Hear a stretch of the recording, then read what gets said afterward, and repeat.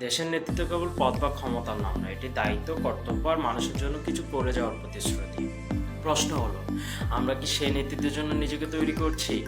নিজেকে জানছি, শিখছি? আমরা কি সিদ্ধান্ত নিতে শিখছি, নাকি কেবল অনুসরণ করছি?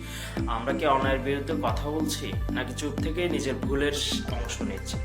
লিডার হতে চাইলে আগে নিজের ভেতরের নেতাকে জাগাতে হবে। নেতৃত্ব মানে শুধু সামনে থাকা নয়, নেতৃত্ব মানে সবাইকে সাথে নিয়ে সমান সুযোগ তৈরি করা এবং নিজের স্বার্থের আগে দেশের কথা ভাবা। আজকের তরুণরাই আগামী দিনের নেতা।